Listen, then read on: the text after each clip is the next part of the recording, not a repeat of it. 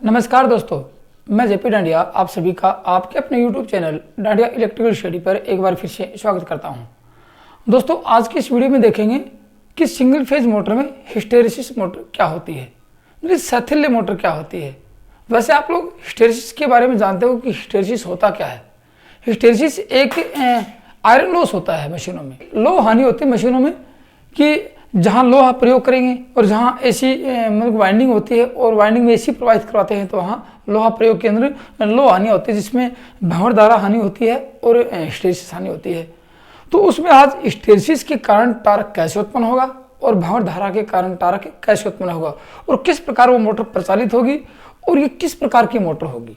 मतलब कि आप जब देखते हो कि इसमें गिलहरी की प्रकार का रोटर प्रयोग नहीं करते हैं और इसमें लोहे में हिस्टैरिसीस लॉस या हिस्टैरिसीस टार्क उत्पन्न करके या भंवरधारा का टार्क उत्पन्न करके मोटर को प्रचालित किया जाता है, तो इस मोटर को किस नाम से जाना जाता है और किस प्रकार की मोटर होती है, इसकी विशेषताएं क्या होते हैं और इनमें लगभग ये देखा जाएगा कि लास्ट एंड में कि इनका उपयोग कहाँ किया जाता है।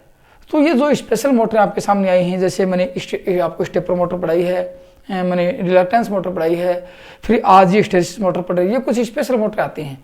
तो इनके लगभग उपयोग में ही आपसे क्वेश्चन पूछे जाते हैं, ठीक है ना। उपयोग में पूछे जाएंगे और इनकी थोड़ी सी बहुत यदि कार्य प्रणाली होगी, विशेषता, ज़्यादातर तो विशेषता और उपयोग में प्रश्न पूछे जाते हैं। तो इनकी विशेषता देखेंगे, इनके उपयोग देखेंगे, इनका कार्य प्रचालन देखेंगे और इनके मुख्य भाग देखेंगे और ये किस प्रकार की मोटर कैसे प्रचालित होती है उसकी कार्य प्रणाली भी देखेंगे, ठीक है। तो दोस्तों, हिस्टैरिसीस मोटर में आप देखोगे तो आप किसी पेपर को खोल के देखोगे, आपको ये दो क्वेश्चन इस प्रकार से घुमा के मिलते हैं जिससे आप कंफ्यूज हो जाते हो। जैसे आज बताऊंगा आपको कंफ्यूज वाले क्वेश्चन, आप यदि वीडियो को पूरा देखोगे और इसमें लास्ट एंड तक आपने नोट्स बनाते रहोगे तो आपको सब कुछ समझ में आ जाएगा कि कहाँ कंफ्यूज वाले क्वेश्चन होते हैं।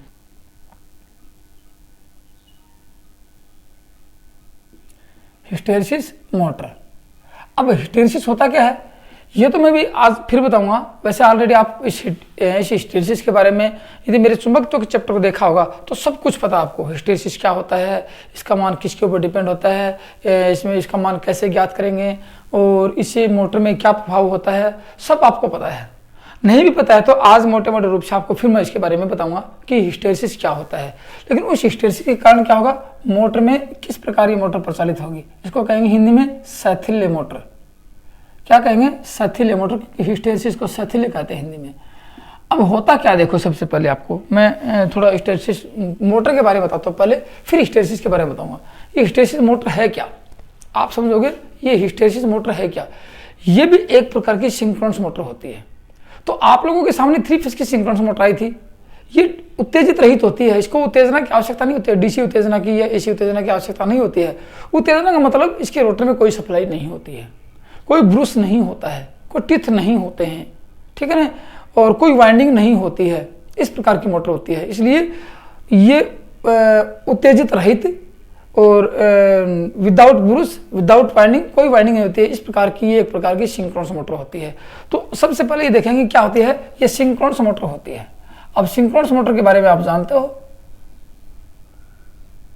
सिंक्रोनस मोटर वो होती है जो तुल्यकालिक, उसका रोटर तुल्यकालिक गति पर चलता है, समान गति से चलता है, वो सिंक्रोनस मोटर होती है। तो ये भी क्या है, सिंक्रोनस मोटर है। अब कैसी है, आप लोगों ने जो 3 फेज वाली देखी थी वो 3 फेज की, ये क्या है, ये सिंगल फेज मोटर होती है।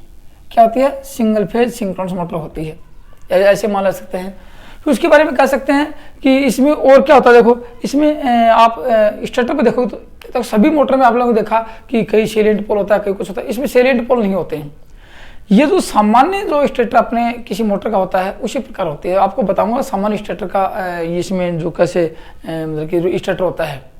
एक सबसे बड़ी बात है, सिंक्रोनस मोटर होने के नाते इसमें डीसी उत्तेजना की आवश्यकता नहीं होती है।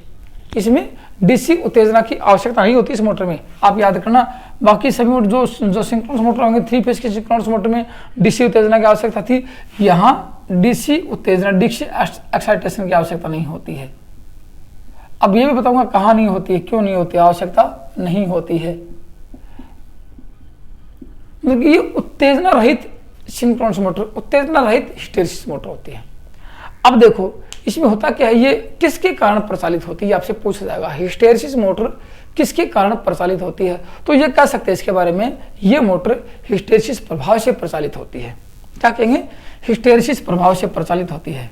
हिस्टैरिसीस स्थैथिल्य प्रभाव से प्रचालित होती है, वो अभी बताऊंगा।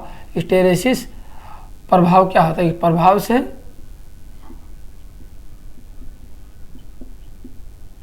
प्रचालित होती है। अब देखो आपको वो बातें बताऊं कि जैसे आप लोगों ने एक लोहे का टुकड़ा लिया, गौर से सुनना मेरी बात, ये लोहे का टुकड़ा लिया, ठीक है। अब इस लोहे के टुकड़े को आप लोगों ने इसके ऊपर वाइंडिंग कर दी, गौर से सुनना मेरी हिस्टेरेसिस होता क्या है। लोहे के टुकड़े पर वाइंडिंग कर दी आप लोगों ने, और वाइंडिंग में दे दी आप लोगों ने सप्लाई दे दी। अब सप्लाई कैसी, वो इसके ऊपर डिपेंड करता है। देखो एसी दी है या डीसी दी है, जो भी सप्लाई। अब मान लीजिएगा, आप पहले बार आपको डीसी बताता हूँ, मोटे मोटे रूप में बताऊंगा। डीसी दी, सप्लाई गई, यहाँ पे विद्युत धारा प्रवाहित हुई, और मान लीजिए कि ये एन पोल बना और ये एस पोल बना। गौर से सुनना। अब आप लोगों ने यहाँ प्लस दिया था, अब लोहे का टुकड़ा क्या बन गया, चुंबक बन गया। किसके प्रभाव में आके, इस वाइंडिंग के चुंबकीय फ्लक्स के प्रभाव में आके लोहे का टुकड़ा चुंबक बन गया। अब उससे क्या होगा, यदि आप लोग डीसी सप्लाई को धीरे धीरे, क्योंकि ये क्या है, ये इलेक्ट्रोमैग्नेट है, इलेक्ट्रोमैग्नेट बना है कि स्थायी चुंबक बना है। अब क्या होगा, धीरे धीरे आप लोग इस डीसी सप्लाई को मतलब यहाँ तक ले गए आप कि इसमें धारा के मान को बढ़ाया। पहले 2 एम्पीयर था, 3 एम्पीयर था, 4 एम्पीयर था, जैसे आपको डायग्राम बना के दिखाऊं, ये यहाँ पे देखना। तो इसमें आप लोगों ने क्या दिया, देखो इसमें जो फ्लक्स उसको तो था बी, आप लोगों ने इसमें बल लगाया, एच बल, विद्युत धारा दी, तो इसमें फ्लक्स हुआ, फ्लक्स ने इसके ऊपर बल लगाया, उस बल को कहते हैं एच। चुंबकन बल, चुंबकन बल लगाया, कि लोहे के टुकड़े पर चुंबकन बल लगाया, तो लोहे के टुकड़े में चुंबकीय फ्लक्स तो स्थापित हुआ। तो ये आप लोग इधर क्या करोगे, ये चुंबकन बल है, बी है, ठीक है ना। ये चुंबकन बल लगाया, एच है, ये एच है और ये बी है, ठीक है ना, ये मिल गया। तो अभी क्या होगा, आप लोग धीरे धीरे एच को बढ़ाओगे, इसमें धारा बढ़ाएंगे, एच बढ़ेगा, एच बढ़ेगा, चुंबकन बल बढ़ेगा, चुंबकन बल बढ़ेगा तो लोहे का टुकड़ा चुंबक बनना शुरू हो जाएगा। अब लोहे का टुकड़ा चुंबक बनेगा तो धीरे धीरे आप कितना चुंबक बल, पहले 2 एम्पीयर थी, 3 एम्पीयर थी, 4 एम्पीयर थी, 5 एम्पीयर थी। एक कंडीशन ऐसी आएगी कि आप लोगों ने ये बढ़ाया, बढ़ाते गए और ये लोहे का टुकड़ा चुंबक बनता गया, बनता गया, बनता गया। इस तरह आप इसको बढ़ाते गए और ये ग्राफ खींचोगे ऐसे, तो ये सीधा सीधा ऐसे जाएगा, ये लोहे का टुकड़ा चुंबक बन गया। एक कंडीशन ऐसी आएगी कि आप लोग इस विद्युत धारा के मान को बढ़ा रहे हो, लेकिन इसमें बी का मान नहीं बढ़ रहा, क्योंकि लोहे का टुकड़ा जितना चुंबक बनना होता है उतना बन चुका होता है। इसको कहेंगे अब ये लोहे का टुकड़ा संतृप्त हो चुका है। अब आप धारा के मान को बढ़ाओ, चुंबकन बल को बढ़ाओ, लेकिन लोहे के टुकड़े चुंबक तो बढ़ने वाला नहीं है, चुंबकन ये अपना चुंबक तो नहीं बढ़ेगा। तो क्या कहेंगे, अब लोहे का टुकड़ा चुंबक और शक्ति उत्पन्न नहीं कर सकता। तो यहाँ पे आप लोग ये ऐसे, ये कर्व ऐसे मुड़ जाएगा ऐसे। अब क्या होगा, ये बढ़ रहा है लेकिन ये चुंबक नहीं बढ़ रहा है। तो अब क्या होता है उसमें देखो, अब धीरे धीरे उसी हिसाब से आप धारा के मान को कम करते जाओ। धारा के मान को कम करेंगे, इसमें चुंबकत्व का मान धीरे धीरे कम होगा, क्योंकि धारा कम करेंगे, एच कम होगा, एच कम होगा तो चुंबकत्व का मान कम होगा। लेकिन इस लोहे के टुकड़े में चुंबक के गुण पीछे रह जाएंगे। जिस हिसाब से चुंबक के गुण बढ़े थे, चुंबक तो बढ़ा था, उस हिसाब से चुंबकत्व के गुण घटते नहीं हैं, पीछे कुछ रह जाते हैं। तो क्या कहेंगे, यदि इस हिसाब से यदि वापस अपने स्थान पर आ जाती तो मान लेते कि भाई चुंबकन बल के हिसाब से चुंबकत्व का मान कम हुआ। लेकिन इसमें यहाँ ऐसे कंडीशन आ सकती है, ये कि ये तो आपने 0 कर दिया यहाँ पे, लेकिन चुंबकन बल पीछे, और ये चुंबकन बल तो 0 कर दिया, धारा के मान को 0 कर दिया, आपने हटा दिया यहाँ से, इसको कम किया, लेकिन ये हुआ है यहाँ पे कि इसमें चुंबक तो शेष बच गया। अब क्या कहेंगे, आप इस लोहे के टुकड़े को बाहर निकालोगे तो इसमें कुछ चुंबक के गुण बचे मिलेंगे आपको। ऐसा नहीं लोहे का टुकड़ा बचेगा, चुंबक के गुण मिलेंगे, उसको कहते हैं अवशिष्ट चुंबकत्व। तो ये क्या बच गया है, ये आपका रेजिडुअल मैग्नेट बच गया, अवशिष्ट चुंबकत्व बच गया, अवशिष्ट चुंबकत्व बच गया। तो उसको कहेंगे ये जो अवशिष्ट चुंबकत्व बचा है, फिर इसको बैक दिशा में यहाँ प्लस देके धारा देंगे तो ये भी कंडीशन यहाँ पे आएगी। ये कंडीशन इसको देखो, इसको यहाँ प्लस देंगे, पहले यहाँ प्लस था यहाँ देंगे या माइनस देंगे। तो अब क्या होगा, इसमें पहले तो ये एन के गुण इधर बचे हैं, एस के गुण इधर बचे हैं, तो पहले ये इस चुंबकत्व को खत्म करेगा। तो पहले आप धीरे धीरे चुंबकन बल को बढ़ाओगे ऐसे ऐसे ऐसे, लेकिन ये चुंबकन बल नीचे की बजाय यहाँ आएगा ऐसे ऐसे। अब यहाँ तक का चुंबकन बल लगा, लेकिन अब लोहे का टुकड़ा बचा है। तो इतनी दूर में माना कि 2 एम्पीयर धारा लगाई, 2 एम्पीयर धारा से लोहे का टुकड़ा चुंबक नहीं बना है। क्या हुआ इसमें जो चुंबक के गुण बचे थे पहले वो खत्म किया इस 2 एम्पीयर धारा ने, 1 एम्पीयर धारा जो भी होगी। तो इतनी दूर का जो बल लगा है ये होगा आपका निग्रह बल। तो ये क्या होगा, निग्रह बल इस अवशिष्ट चुंबकत्व को खत्म करने के लिए प्रयोग किया। फिर आप लोग धीरे धीरे बढ़ाओगे तो कंडीशन ही आएगी इधर से ऐसे, और फिर लास्ट में ये कंडीशन पहुंच जाएगी। इसका मतलब क्या हो गया, आप इस दिशा में बढ़ाओगे फिर घटाओगे तो ये भी यहाँ से लेकर अवशिष्ट चुंबकत्व बचा है, रेजिडुअल मैग्नेट बचा है, ये ठीक है ना, ये बचा है यहाँ पे। तो इसका मतलब ये होगा कि ये आपका होगा हिस्टेरिसिस। ये लूप जितना बड़ा होगा, कितना लूप, यहाँ से लेके ये लूप की कंडीशन ये आएगी, यहाँ से ये लूप ये लूप जो बना है, ये लूप जितना बड़ा होगा उतनी हिस्टेरिसिस हानि का मतलब। अब कहने की मान ये आ गई कि ये लूप बड़ा क्यों हुआ, क्योंकि इस प्रकार का टुकड़ा लिया जिसने चुंबकत्व को ग्रहण किया, धारा के मान को कम करने पर चुंबकत्व समाप्त नहीं किया, इसमें कुछ गुण बचे हैं, वो गुण जितने अधिक बचेंगे उसको कहते हैं यहाँ पे ये लूप बच गया। ये क्या हुआ कि B के मान, B का H से पीछे रहना, B क्या है, चुंबकत्व है, ठीक है ना, और H क्या है, चुंबकन बल। चुंबकत्व का चुंबकन बल से पीछे रहने का गुण हिस्टेरिसिस कहलाता है। और ये जितना पीछे रहेगा, जितना अधिक बचेगा, उतना ही लूप का क्षेत्रफल बढ़ेगा और उतनी ही हानि अधिक होगी। क्योंकि आपको पता कि ये 2 एम्पीयर धारा लगाई है यहाँ तक की, ये यदि ये मान 0 हो जाता तो ये 2 एम्पीयर धारा चुंबक बनाने में काम आती है, लेकिन ये इसको चुंबकत्व बल को पहले खत्म करने के काम आई है। तो ये जो हानि हुई है ये किसमें, चुंबक बनाने में, चुंबक समाप्त करने में, चुंबक बनाने में, चुंबक समाप्त करने में। क्योंकि ऐसे लगाएंगे तो एक कंडीशन एक बार इधर जाएगी, एक बार इधर आएगी, एक बार इधर जाएगी, एक बार इधर जाएगी, तो जो शक्ति की खपत होगी उसको कहेंगे हानि, इसको कहते हैं हिस्टेरिसिस हानि। इसी प्रभाव के कारण आज मोटर को चालू करेंगे, ठीक है ना, इसी प्रभाव के कारण। तो इस मोटर में देखो मेन पार्ट दिखाता हूँ क्या होता है, ये समझ गए आप, ये होता है हिस्टेरिसिस प्रभाव। मैंने आपको बताया इस प्रभाव के कारण ही मोटर को चालू करेंगे। इस प्रभाव से क्या करेंगे, टार्क उत्पन्न करेंगे। इस प्रभाव से ही मोटर क्या होगी, प्रचालित होगी और सिंक्रोनस गति पर घूमेगी। अब कैसे घूमेगी उसकी चर्चा कर लेते हैं, ये आपको समझ में नहीं आता मेरे को बता देना।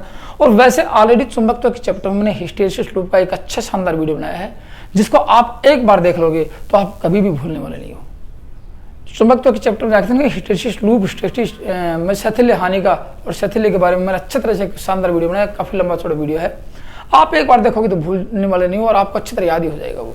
तो वहां पे जाके इसका डीपली अध्ययन कर लेना कि हिस्टेरिसिस क्या होता है, आपको समझ में आ जाएगा। आज फिर मैं यहाँ पर मैंने कुछ मोटे मोटे रूप में बताया, अब मोटर की बात कर लेता हूँ। देख क्या होता है, इसके मेन पार्ट्स की बात करें, इसमें क्या होगा, स्टेटर होगा।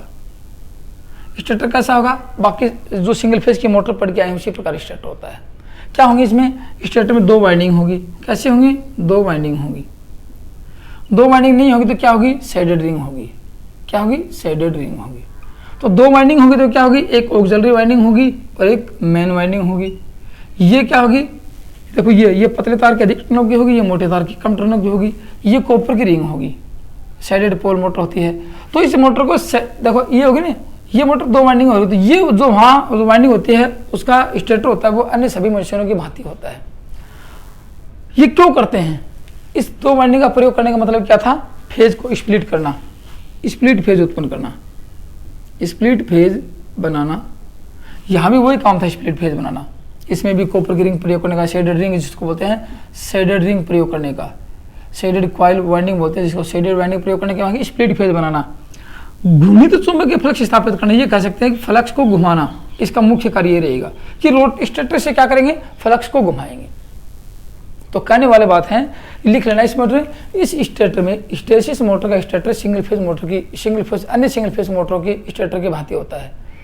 या तो शेडेड रिंग वाला होगा, शेडेड पोल वाली मोटर होगी, या फिर जो अपने गिलरी केज अपने मोटर होती है उसकी भांति होती है। इसमें 2 वाइंडिंग होती हैं, इसमें शेडेड रिंग होती है जो आप शेडेड मोटर को पढ़ चुके हो और बाकी अन्य मोटर को पढ़ चुके हो। ये क्यों लगाते हैं शेडेड रिंग और ये ऑक्सिलरी वाइंडिंग क्यों लगाते हैं, फेज को स्प्लिट करने के लिए और घूमने वाला चुंबकीय फ्लक्स स्थापित करने के लिए। समझ गए आप लोगों को, इस सहायक वाइंडिंग और शेडेड रिंग लगाने का मुख्य कार्य था स्प्लिट फेज उत्पन्न करना और चुंबकीय फ्लक्स को घुमाना। ये तो था इसका मुख्य कार्य। अब चुंबकीय फ्लक्स घूम जाएगा, आगे की प्रक्रिया देखते हैं। रोटर क्या होता है, दूसरा देखेंगे रोटर क्या होता है। रोटर में ये सब कुछ होता है, देखो यहाँ पे ये तो घुमाएगा, तो ऑलरेडी सभी मोटर में ऐसा ही होता है, पढ़ चुके हो। रोटर क्या होता है, रोटर देखो मैंने पता कि ये जो लूप जितना बड़ा रहेगा इतना ही टार्क उत्पन्न होगा।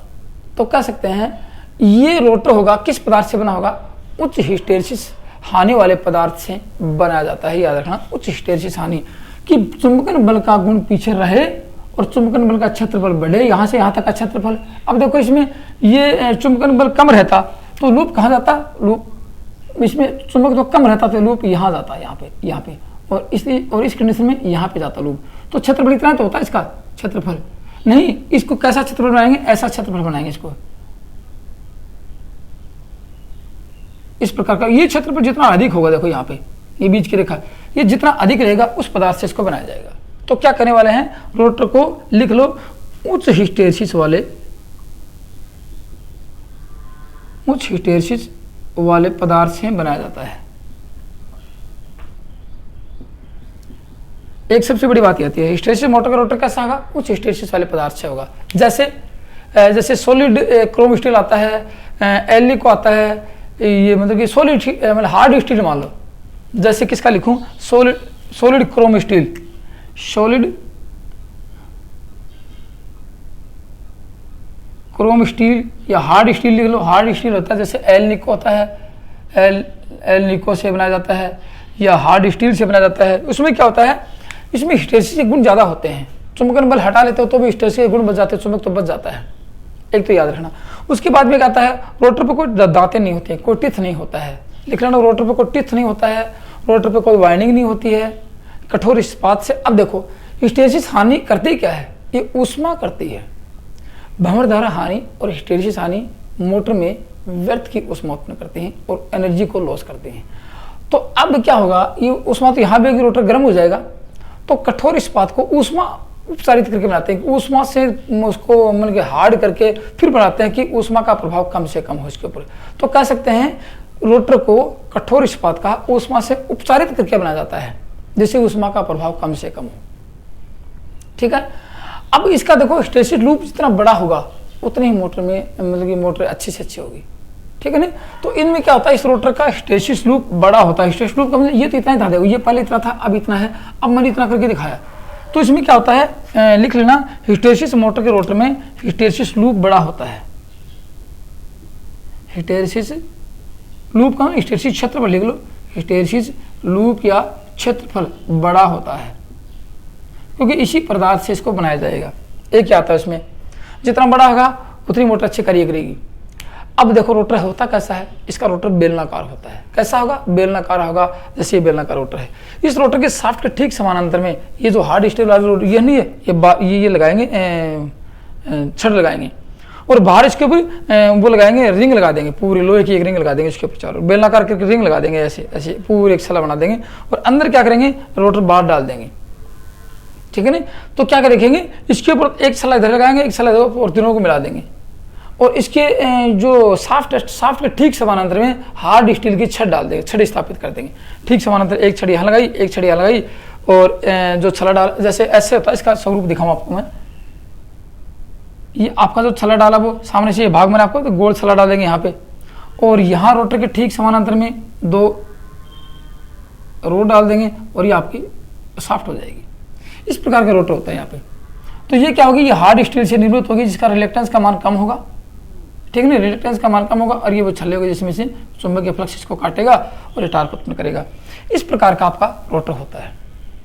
आपसे क्वेश्चन क्या पूछा जाएगा कि हिस्टैरिसीस मोटर में रोटर किस पदार्थ से बनाया जाता है, तो वहाँ इस प्रकार के पदार्थ का चयन करेंगे। जैसे कि मैंने आपको बताया एल्निको होता है या हार्ड स्टील होता है, कठोर इस्पात मतलब कठोर, हिंदी में इसको कठोर इस्पात कहेंगे। इस प्रकार के पदार्थ का चयन किया जाता है कि और भी नाम हो सकते हैं जिसका हिस्टैरिसीस क्षेत्रफल बड़ा होता है, उसी पदार्थ का यहाँ पे प्रयोग किया जाएगा, जिसमें अवशिष्ट चुंबकत्व का मान अधिक से अधिक होगा। जितना अवशिष्ट चुंबकत्व अधिक रहेगा उतना ही हिस्टैरिसीस लूप अधिक रहेगा, यह मान लेना। जितना अवशिष्ट चुंबकत्व का मान अधिक रहेगा, अवशिष्ट चुंबकत्व का मतलब इसमें धारा का मान 0 करने के बाद जितना चुंबकत्व बचा था, जितना अधिक चुंबकत्व बचेगा वही अवशिष्ट चुंबकत्व कहलाएगा। जितना अवशिष्ट चुंबकत्व का मान अधिक बचेगा उतना ही हिस्टैरिसीस लूप का क्षेत्रफल बड़ा होगा और उसी प्रकार के पदार्थ का यहाँ पे प्रयोग किया जाएगा। अब मैं इसकी कार्य प्रणाली बताता हूँ आपको, किस प्रकार की कार्य प्रणाली होती है। देखो यहाँ पे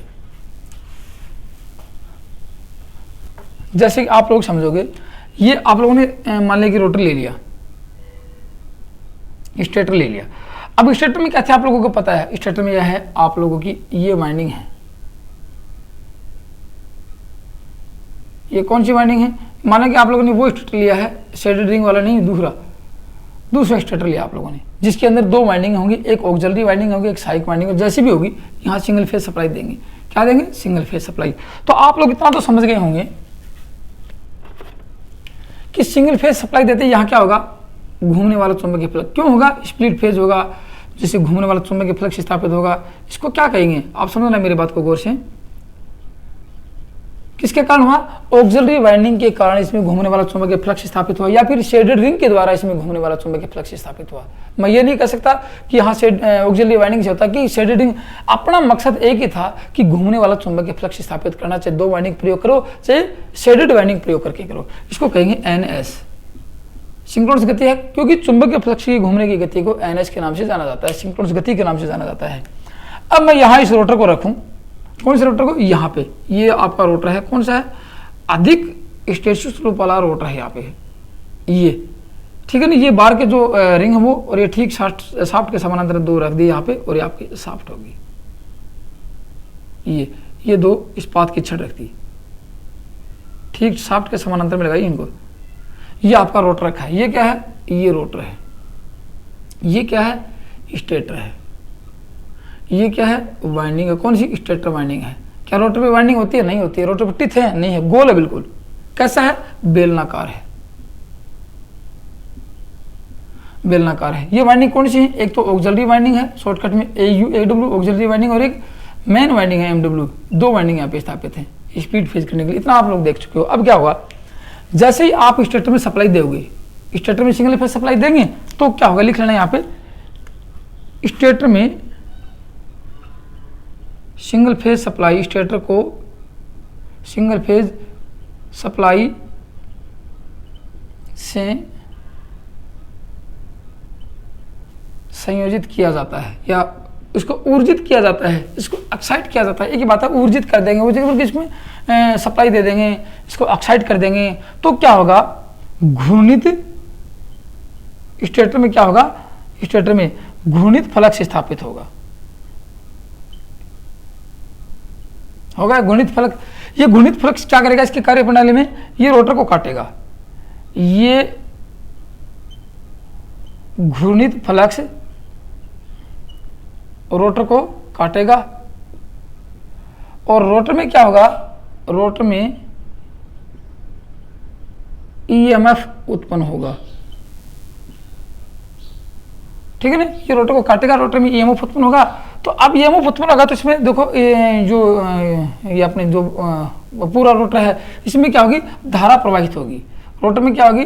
धारा प्रवाहित होगी।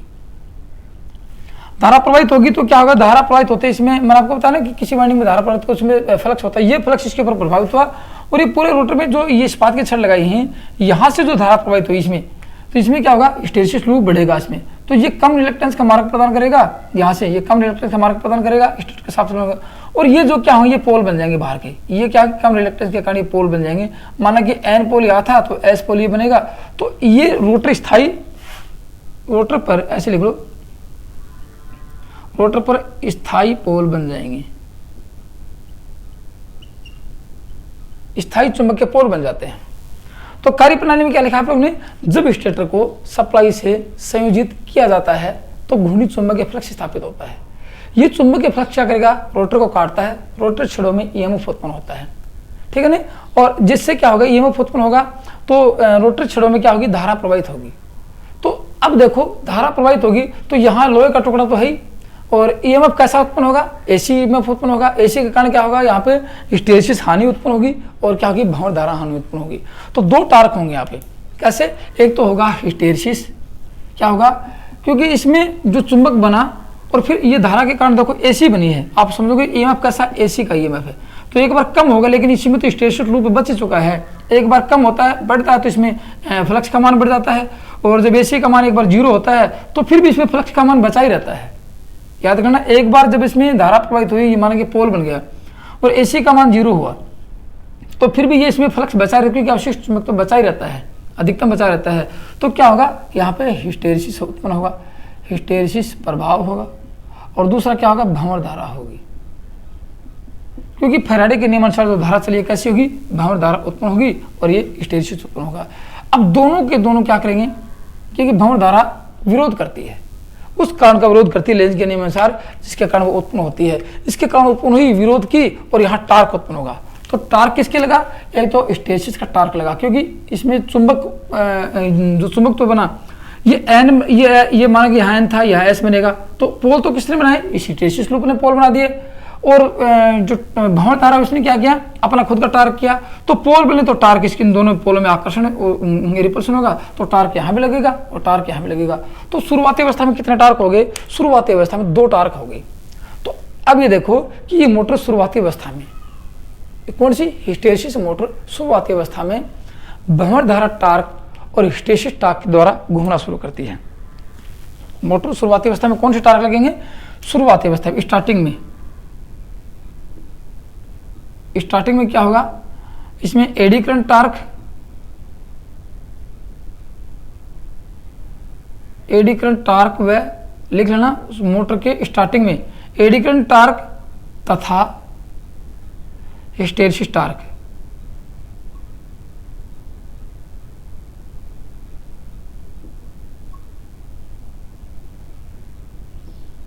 दो टार्क लगेंगे। एक तो इसमें जो चुंबकीय पोल बने वो किसके कारण? इस हिस्टैरिसीस के कारण बने, क्योंकि आपको पता है हिस्टैरिसीस लूप बड़ा है और चुंबकत्व का शेष मान रहेगा और इसमें पोल बनेंगे। एक तो बात ये होगी कि शुरुआती, और दूसरी होगी इसमें धारा चलेगी। कौन सी धारा? भंवर धारा चलेगी, जो लेंज के नियमानुसार इसका विरोध करेगी और विरोध यहाँ बल उत्पन्न होगा और ये चलेगी। तो शुरुआती अवस्था में 2 टार्क लगे, यहाँ पे 2 टार्क लगे, दोनों टार्क से क्या की मोटर प्रचालित हो जाएगी। तो इसके बारे में क्या लिख सकते हैं कि ये मोटर शुरुआती अवस्था में रोटर में भंवर धारा टार्क व हिस्टैरिसीस टार्क से घूमना शुरू कर देती है। क्योंकि अब क्यों घूमना करेगी? क्योंकि रोटर में, रोटर ये फ्लक्स इसको काटता है, ये फ्लक्स इसको काटता है। कौन सा? एनएस। कौन सा फ्लक्स है? ये आपका फ्लक्स है, ये फाई एस स्टेटर का फ्लक्स इसको काटता है, तो इसमें भंवर धारा उत्पन्न होती है और हिस्टैरिसीस भी उत्पन्न होता है। दोनों उत्पन्न हैं तो टार्क भी आपके पास 2 रहेंगे। दोनों टार्क से ये घूमना शुरू कर देती है। अब आप एक चीज गौर से सुना, जब ये एन एस एन आर, ये एन आर है, ये एन एस का मतलब कि फाई एस इस स्टेटर का फ्लक्स इसको काटता रहेगा, तो हिस्टैरिसीस ये इसमें ईएमएफ उत्पन्न होता रहेगा। ईएमएफ उत्पन्न होता है तो भंवर धारा टार्क उत्पन्न होता रहेगा। ठीक है ना? भंवर धारा टार्क कब तक उत्पन्न होगा? जब तक ये फाई एस इस रोटर को काटेगा। अब सपोज कीजिए यहाँ एस बन गया, यहाँ एन बन गया, और यहाँ एन एस था और यहाँ एस था, ये एस था। अब इसमें क्या होगा? ये जो ही ये पोल घूमेंगे, ये रोटर जो ही घूमेगा, सपोज करना रोटर जो ही घूमेगा और इसकी गति के बराबर आएगा, तो ये पोल कौन सा? ये स्टेटर के पोल इसको अट्रैक्शन कर लेंगे, आकर्षण कर लेंगे, और आकर्षण करके इसकी गति को कंट्रोल, ये आपस में क्या कर लेंगे? इंटरलॉकिंग कर लेंगे। यहाँ पे क्या कर लेंगे? मैग्नेटिक लॉकिंग कर लेंगे। ये ऐसे मानो कि इसने लॉकिंग कर ली, मैग्नेटिक लॉकिंग कर ली। अब ये जितना एनएस घूमना, माना कि इसकी गति 750 आरपीएम है, गौर से सुना, तो रोटर भी क्या करेगा? 750 आरपीएम में घूमेगा। तो इसको कहता है भी ये इसने क्या कर ली? तुल्यकालिक गति प्राप्त कर ली। अब सपोज करना, मान लीजिए कि रोटर ने इसके साथ तुल्यकालिक गति प्राप्त कर, लिख लेना, जब एन आर तुल्यकालिक गति के, मतलब कि रोटर की स्पीड तुल्यकालिक गति के बराबर होती है, तो तुल्यकालिक गति इसको अपनी ओर आकर्षित करके लॉकिंग कर लेती है, जिससे रोटर तुल्यकालिक गति पर घूमना शुरू कर देता है। अब क्या होगा इस कंडीशन में? एन एस बराबर एन आर हो गया, और सापेक्ष गति क्या होगी? सापेक्ष गति, दोनों के बीच में सापेक्ष गति क्या होगी? 0 होगी। तो अब क्या ये फ्लक्स इसको काटेगा? नहीं काटेगा, क्योंकि फ्लक्स की गति भी यही थी और इसकी गति भी यही है, दोनों की गति बराबर होगी, एन आर और एन एस दोनों बराबर हो गई यहाँ पे। तो भंवर धारा का मान उत्पन्न नहीं होगा, भंवर धारा उत्पन्न नहीं होगी। अब ये मोटर सिंक्रोनस गति प्राप्त कर लेने के बाद ये मोटर लिख लेना, जब रोटर तुल्यकालिक गति पर पहुंचता है तो स्टेटर रोटर को खींच लेता, आकर्षित कर लेता है और रोटर तुल्यकालिक गति पर चलने लगता है। इस स्थिति में क्या होगा? रोटर की गति और स्टेटर की गति में सापेक्ष गति का मान 0 हो जाता है और एडी करंट टार्क का मान 0 हो जाता है। अब ये मोटर हिस्टैरिसीस टार्क पर ही काम करने वाली है। अब ये मोटर हिस्टैरिसीस टार्क पर ही काम करेगी, इसलिए कहते हैं इस मोटर को हिस्टैरिसीस टार्क। शुरुआती अवस्था में 2-2 टार्क लगते हैं, लेकिन उसके बाद में एक ही टार्क कार्य करता है। ठीक है, ये तो थी बात इसमें। अब देखो कभी कभार क्या होता है, यहाँ जो ये पोल बना है और ये भी पोल बना है, ये पोल तो बदलते रहेंगे, ये पोल तो क्या रहेंगे? बदलते रहेंगे, लेकिन ये पोल इसके साथ सिंक्रोनस स्पीड से चल रहे हैं। तो एक पोल तो ये आपका रोटर का हो गया, ये पोल आपका क्या हो गया? माना कि ये स्टेटर का पोल हो गया। इन दोनों के बीच में कोण रहेगा, जब इसकी गति कम हो जाती है तो अल्फा कोण आगे, मैंने आपको कि दो रोटरों के दो पोलों के बीच में कोण अल्फा कोण है। अब क्या होगा, सपोज करना जब रोटर के अक्ष, क्या कहेंगे, जब रोटर का अक्ष स्टेटर के अक्ष से, स्टेटर के चुंबक के अक्ष से पीछे रहता है तो घूर्णित फ्लक्स इसको आकर्षित कर लेता है, क्योंकि इसमें क्या है, हिस्टैरिसीस है। इसमें क्या होगा, भंवरधारा जो टार्क उत्पन्न होगा और उसको बराबर ले जाएगा, क्योंकि इसकी गति में थोड़ा सा अंतर हुआ, भंवरधारा टार्क उत्पन्न होगा, इसको पीछे ले आएगा। तो घूर्णित फ्लक्स क्या करेगा, इसमें इसको काटेगा तो इसमें भंवरधारा टार्क उत्पन्न होगा तो ये पीछे ले आएगा, जिसको कहते हैं हिस्टैरिसीस टार्क। तो कह सकते हैं जब रोटर पोल अक्ष लिख लेना, जब रोटर पोल अक्ष स्टेटर पोल अक्ष से पीछे रहते हैं तो घूर्णित फ्लक्स इसको आकर्षित करता है रोटर को, जिसको कहते हैं हिस्टैरिसीस टार्क। लेकिन याद रखना, इस मोटर में सभी स्पीड पर टार्क बराबर होता है, इसलिए स्थिर स्पीड वाली स्थिर टार्क वाली मोटर होती है। स्थिर स्पीड वाली स्थिर टार्क वाली मोटर होती है, इसके बारे में लिखना। ये मोटर स्थिर स्पीड होगी, गति क्या रहेगी, एन स्थिर रहेगी, और इसका टार्क क्या रहेगा, ये भी स्थिर रहेगा। दोनों की दोनों चीजें स्थिर रहने वाली हैं, ठीक है ना। अब इसके बारे में और क्या लिख सकते हैं कि हिस्टैरिसीस मोटर में उत्पन्न हानियां, कौन सी हानि रहेंगी, भंवरधारा हानि रहेगी और हिस्टैरिसीस हानि रहेगी। लेकिन भंवरधारा हानि तो जीरो हो जाती है, कब, तुल्यकालिक गति पहुंचने के बाद। तो हानि कौन सी बचती है, हिस्टैरिसीस हानि बचती है। वो किसके ऊपर डिपेंड करती है, इसके ऊपर डिपेंड करती है, किसने, हिस्टैरिसीस लूप पर। तो लिख लो इसके बारे में कि इस मोटर में हिस्टैरिसीस हानि, इस मोटर के रोटर में उत्पन्न होने वाली हिस्टैरिसीस हानि हिस्टैरिसीस लूप के क्षेत्रफल के समानुपाती होती है।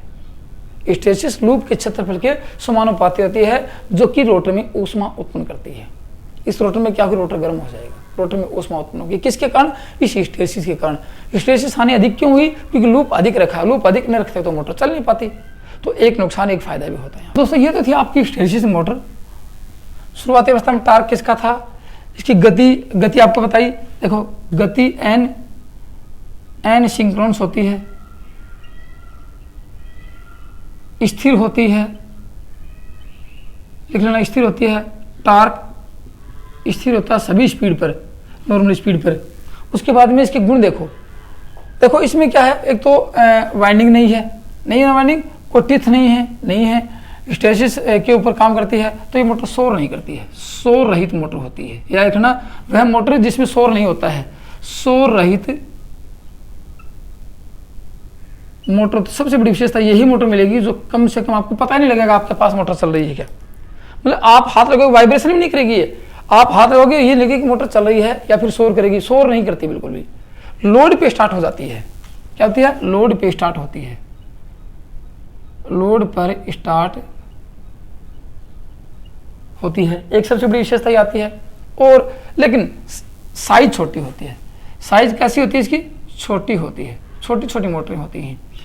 क्षमता देखी जाए कितनी होती है इसकी, क्षमता 2 वाट से 16 वाट, मान लो 2 वाट से 16 वाट तक की मोटरें होती हैं।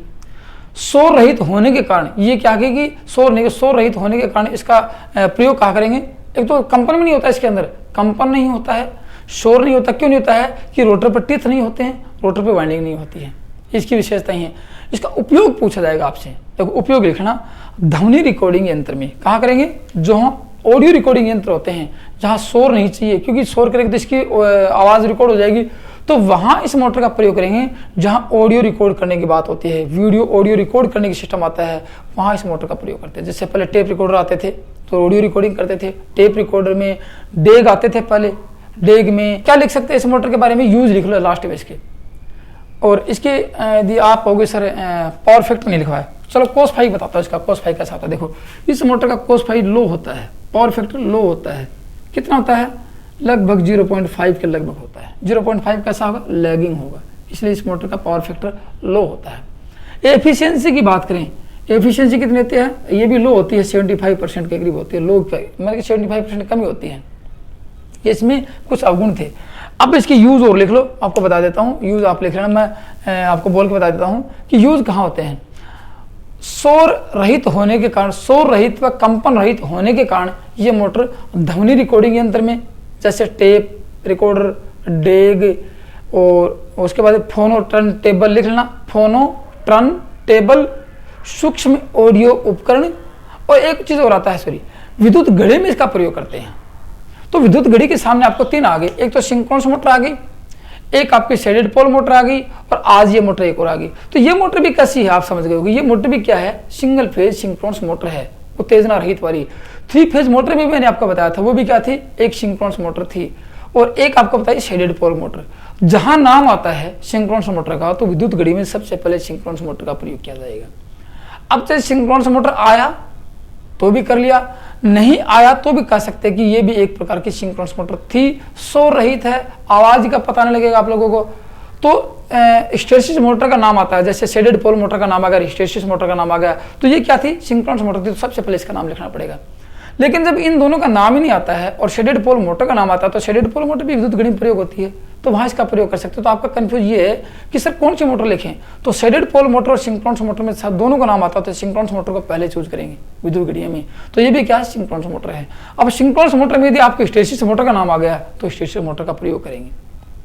तो विद्युत घड़ी में इसका प्रयोग कर सकते हैं, टेली प्रिंटर में कर सकते हैं, और टाइमिंग वाले उपकरण में कर सकते हैं। टाइमिंग वाले उपकरण, घड़ी आ गई, और भी जो टाइमिंग वाले उपकरण होते हैं जो बिल्कुल समय के अनुसार निर्धारित समय से चलते हैं और अपन टाइमिंग पर काम करते हैं, वहाँ इनका उपयोग किया जाता है। तो दोस्तों ये तो थी आपकी हिस्टैरिसीस मोटर। अब इसमें सिंगल फेज मोटर में बचा कुछ नहीं, मोटर की गति नियंत्रण और मोटर की गति की दिशा बदलना। तो दोस्तों वीडियो के प्रति आपके मन में जो विचार हुआ वो कमेंट्स में जरूर लिखना, और यदि आपको कुछ समझ में नहीं आया हो या आप समझ में कुछ समस्या हुई तो कमेंट्स में लिख के जरूर बताना। आज की वीडियो में इतना था। थैंक यू, धन्यवाद।